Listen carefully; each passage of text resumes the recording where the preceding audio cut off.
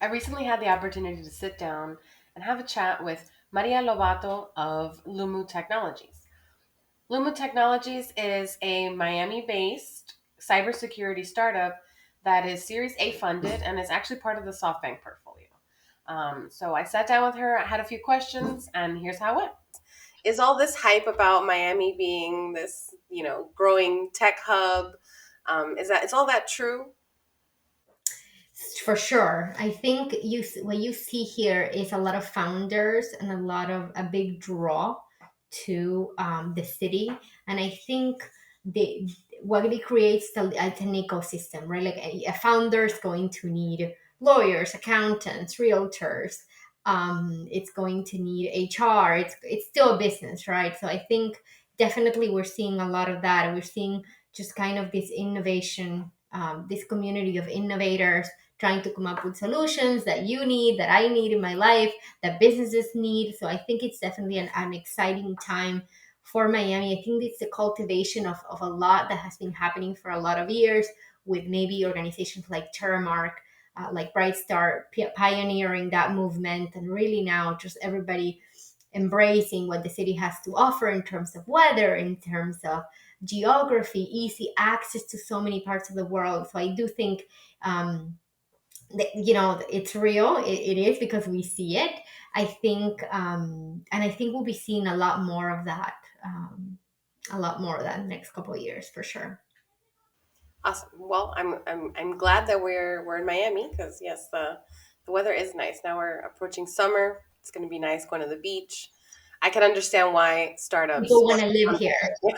Yes, and I see also, and I see also like people from established brands now that they can work remotely, moving here. I have a couple of organizations that we're clients of, and some of their teams just because they want to live here. So more talent means, a good hub for companies as well to hire. Very good. All right. Can you tell me a little bit about the career journey that you took to and that landed you at Lumu? Sure. So I started my career. I'm an immigrant from Argentina, born and raised. I went to South Miami High School here, and went to Miami Dade College in the Kendall campus, and then to FIU. And during that time, I was just studying business because I didn't really know what to study, and you know, um, hearing the word from my advisors and things like that in school. That was kind of a good path for me. So while I was studying business, I started working at Terramark as an assistant. So very entry level job. Still don't know why they hired me, but there I was. And then I started my career in public relations and events. So I started doing a lot of that, and I stayed doing PR, and I loved it because I love the ability to tell people a story. So there was a lot that happened from that, and it was just in the time where blogs were starting to happen. So we came up with a Terramark blog, cloud blog, and we covered all sorts of stories. So that was really just kind of a lot of fun. And then I took another job in a startup doing also PR and events and things like that. But really, I was part of a marketing team, so I wasn't like isolated in a communications team. I was more part of this marketing team, and I was able to see just kind of like the power of marketing, the ability that you have to reach people and to share stories with them, and to have them connected to a brand, to a mission, to a purpose. So I thought that was really great, and I started doing a lot of that. And this is in the cybersecurity space about 10 years ago. So it was really just kind of a lot of fun, and I grew from there. um, as a marketer, I found a lot of I found it very rewarding to be part of this team and this startup culture, and how you partner with the sales organizations, with the product organizations. I really just love that partnership, and we were able to make great things happen together. So I was super pleased, and when you work with a good team, then success follows, and that was really just a lot of fun. Nice. So I was actually at an event for the SoftBank Operator School, and I heard Shu from SoftBank. He gave some advice to the crowd that basically everyone should quit their job and go work at a startup. And it seems that you have, been taking that advice even before he said it out loud. So that's cool because I too work with a lot of startups, like on a freelance basis. So I've always been fascinated by startup culture and like the ability of kind of formulating these brands from the ground up. Um, so, can I ask what aspect of your current role as a chief marketing officer is your favorite? I know before you mentioned that you came from like a PR background, you liked events. What is it now that like really kind of motivates you to go to work every day? Yeah, so I think we have a big mission in my company, which is cybersecurity is complex, right? And it's a hard thing to tackle. And we have a purpose as a company, which is that we believe that all organizations can operate cybersecurity proficiently. They can contain the impact that cybercrime can have in their organization. So I think helping organizations and seeing them transform their operations, going from something that they weren't very confident about and they didn't have a good grip on, to something that they can explain and present to the board and really tell you exactly their level of compromise and what they're doing to lower that metric. I think that's such a great thing for people like us, because at the end of the day, cybersecurity affects real people, right? It's not only these big brands and big corporations. In fact, I was talking to a school very recently, and I was talking about how the educational sector is such a target, right? And there have been school closures, colleges closing during finals, during commencements, and things like that. And what a bad situation that was for a lot of this organization. So this is affecting everyday people. If you can take your final, if your kid can graduate as they plan to, that affects everyday lives. So I think that that's great. I think about the startup culture. The beautiful thing is, you're able to create a lot of things from the beginning, right? And I think I find a lot of joy and pleasure in doing that, just kind of creating something from there's nothing, and then you put this thing together that people can click on, share. It's helpful for the organization. And I think that's a lot of why I come to work every day. Awesome. And when it comes to marketing a startup specifically, like how do you think that needs to be treated differently than marketing something more established or traditional? Yeah, well, I did leave very established organizations established organization like Verizon to come to the startup world. How is it different? I think you have to be a lot more resourceful, because budgets are very different than for a startup than for very established organizations. I think you're also creating your recipe for success. So it takes a lot of like trial and error. So, while in an established organization you've had all of these experiments and you really know how to reach your buyer and how to convince them that there's none of that here, right? Like, so you're creating your own recipe.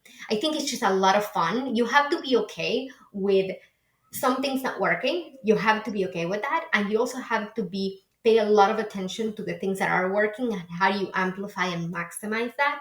So I think that's kind of the big difference, right? Like, be able to take risks. You have to do that, and be okay with the outcome, right? Be okay. The outcome will always teach you something. Maybe it's not the amount of leads that you want, the amount of views, the amount of clicks, the amount of um, um, qualified leads, warm leads, etc. But it's always going to teach you something. Got it. That's great advice. Because yeah, sometimes especially when you are having to be resourceful, For um, sure. you And kind don't of be frustrated, right? right. Be okay with that. Live with it. Like, it's going to help you. Now you know this. Before you didn't. Um, and I think it takes a lot of that too.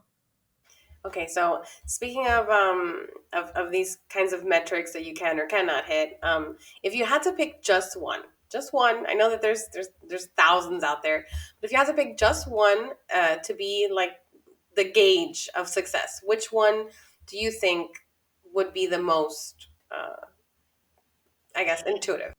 Yeah, so I think marketing generated pipeline is definitely something that you should be looking into. I think, um, but if that's not where you want it yet, right?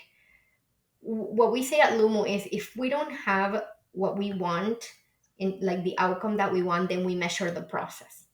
And so we measure every step of the funnel, right? So we measure known leads, we measure when we activate leads, we measure when leads are marketing qualified, so high engagement, etc. So we look at those very closely. We look at the quality of those leads because it's not only numbers, right? Like I can have a lot of leads that are possibly engaged, but they're my right person. Then I that's not good for anything. I think so. That's what I would say, right? Like if you can get to that marketing generated pipeline, if you have then measure that process and how do you get there and start fixing each stage.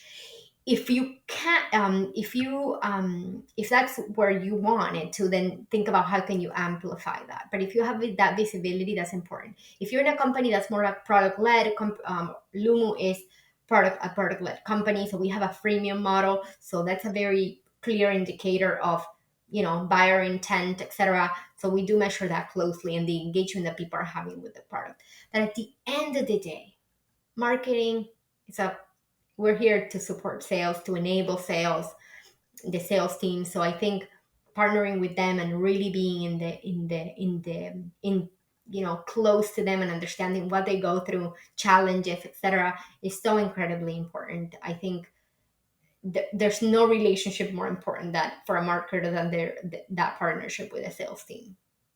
Got it. Um, Very cool. So I know you're a product led company, but you're also B2B, right? You're not working directly with consumers.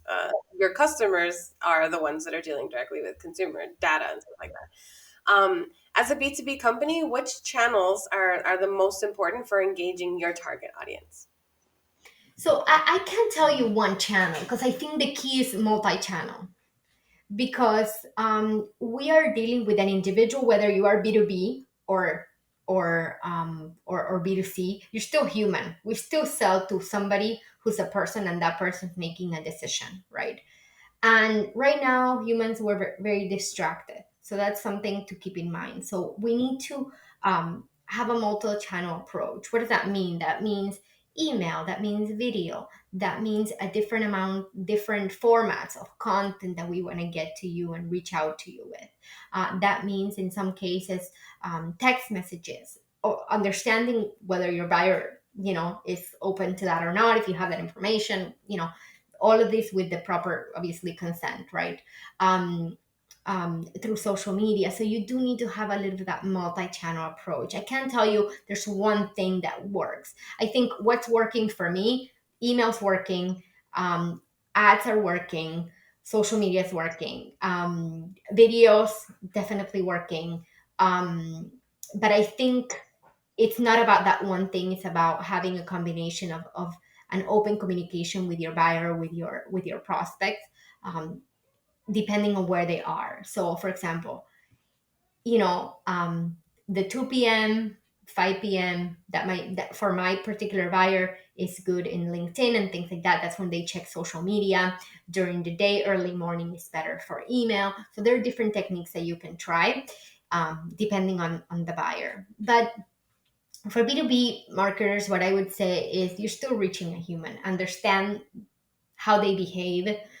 During the pandemic, it was different. It was difficult to reach people because there was so much happening in the world, um, and you have to keep that context in mind. Got it. Well, those are great insights. Thank you so much for sharing those. As a tech company yourselves, is there any martech that you find particularly interesting? Well, definitely, a good automation system is very helpful if you have the opportunity to have one. Definitely, a good tool that helps you automate a lot of the things that we can do. Now, I think that you need to look beyond this is a technology that I need, and this is technology that's going to save my life, because you're going to save your own life. No technology, you can buy the most expensive, the most sophisticated tool. It's about how you operate that tool. And if you don't have ways to systematically use this tool to get the best out of it, then maybe you want to go with something less sophisticated that you can actually operate, right? So that's my word of advice on martech. I think everything that is available today, or a lot of the things that are available today, are useful, but it's really up to you to operationalize it and to make it work for your organization, understanding the context, your buyer, the stage of your organization. I mean, there's just so many things, so many factors. But definitely, I mean, if I would have to buy one thing and I could only buy one thing, definitely a good marketing automation tool. But you also need somebody who can operate those. So, True. Should come as a package deal. yes, I think that sometimes we just buy it and then we're like with this thing and we don't know really kind of um, how to make it work. And then we get frustrated because we made this big investment. They're not cheap. Um, so, if you don't have the team, I would say go with something more basic. And when you have the ability to have a team and to be able to really get the most out of that tool, then that's the time to invest. Got it. Um, so I know that constantly, marketing is developing and evolving. Is there anything on your radar that you want to learn more about that maybe has come up in the past few years? I am a very curious person, so I want to learn about most things. But I would say the science of marketing is very interesting. So marketing roles have become increasingly more technical than they were before. It's not all like design and colors and logos and websites and fun infographics. I think it's a lot more than that. So definitely the technical side of marketing is something that me, more with a communications background and with a storytelling and content sort of background and passion. I think making that as a science, right? If I put this word, if I organize it this way, then this gets the views and the engagement that I'm looking for. Is definitely something that I'm already sort of embracing and learning about and studying about and talking to everybody I can find about it, because you want to create that recipe for success. Right. Well, that's yeah. It's always there's always something new to learn, and it's very exciting that especially in this community, there's so many people from so many different backgrounds, and you could always pick up something from someone else, and run with it. So that's very good. I have one last off the cuff question, and I ask it to everyone because I do come from the more soft marketing background of design and branding. What is your favorite font? My favorite font.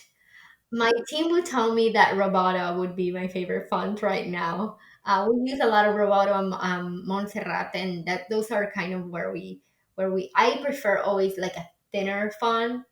I know it's like this big debate with like, but I think I don't think, maybe it's controversial, but I don't think a font will make or break your company.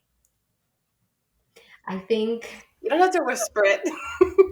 I think there's just so much more to um to the to marketing than that. But that's probably Roboto would be, I would say Roboto is my favorite one.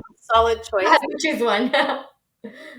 Okay, well, thank you so much for your time. I really appreciate being able to meet with you and gathering all these amazing insights from you. It's been a real pleasure, and hopefully, we can stay in touch.